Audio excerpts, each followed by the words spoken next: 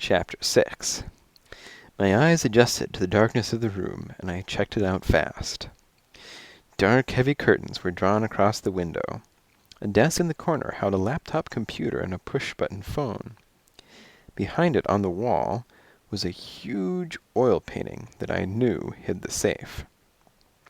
Scratch, still lapping at his cream, hadn't moved, hadn't lifted his eyes. He was pure dead white. His fur was the color of an undercooked fish, and he looked as though he'd gained about 2,000 pounds.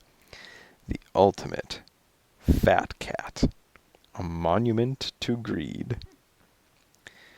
"Well, well, well," he said without looking up. "I figured you'd show your face sooner or later." He wiped at his whiskers with a stuffed-looking paw. "I just hoped it would be later." I shrugged. "How it goes." "Speaking of going," Scratch said, "why don't you?" I jumped on the table and looked him in the eye. "Listen, my fine, furry friend," I said darkly. "You owe me one, remember?" He pushed away the cream dish and started on a leftover hot pastrami sandwich, getting mustard on his chin. Buried in the wide, fleshy furrows of his neck was a diamond-studded collar. "So," he said, eating, "how's the honesty business?" "Try it," I said. "It's like a 30-day diet." He laughed and looked up. "Good shot," he said levelly. "You're still lean and mean. Okay, what's your pitch?" I explained about the jade and my hunt to retrieve it. "So, I want to know if anyone brought it here," I said. 20 leaves? Scratch nodded. "Hanging on a new but very classy gold vine. No clasp," he said. "It looked like the jeweler wasn't finished." "Have you got it here?" "Sorry, kid. The cheater wouldn't buy it. He told the guy the stuff was too old and too rare. He said an item like that, there'd be cops all over it." Scratch flicked his head in the direction of the safe. "You took some other stuff, though." "You mean," I said carefully, "a pair of diamond earrings, a diamond engagement ring, and 2 diamond pins." "And I won't even ask you," Scratch said. "How you know?"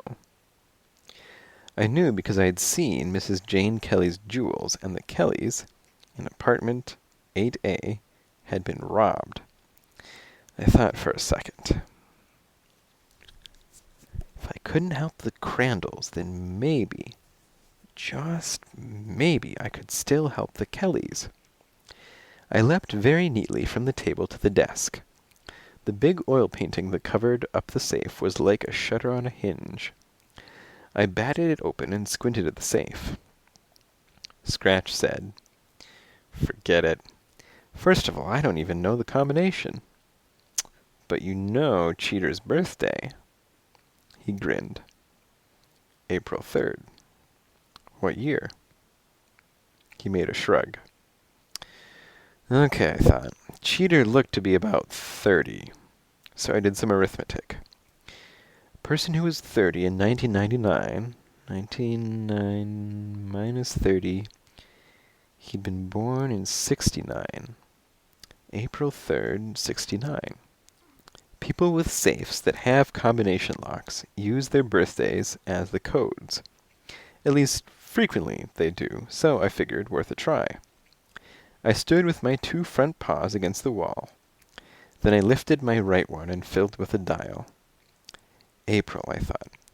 It's the 1, 2, 3, 4th month of the year. I spun the dial to the left till it landed on the 4 and made a satisfying click. So far, I was right. Then I spun it around again and made it hit the 3. Good. Another click. Then another quick spin and I hit the 69. Nothing.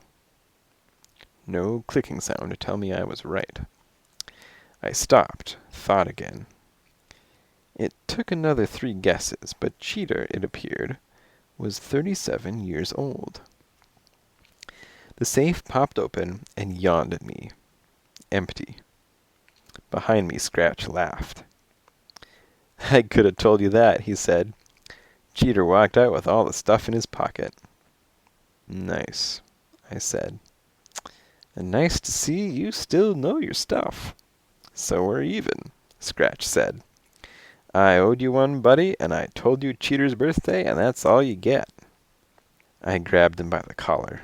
I pulled very tight. Want to talk about even, I could pull even harder. He looked at me defiantly. Pull even harder. I pulled even harder. Okay, he said. Stop. First, I said, tell me who's the guy that brought the jade. His name? I don't know. Will you lighten up a little? I lightened up. A little. Then tell me what he looks like. You saw him just now. I let go of Scratch's collar, and I heard myself groan. So the bald guy in sweats had been Jack Crandall's burglar, and I'd watched him walk away with the jade in his pocket.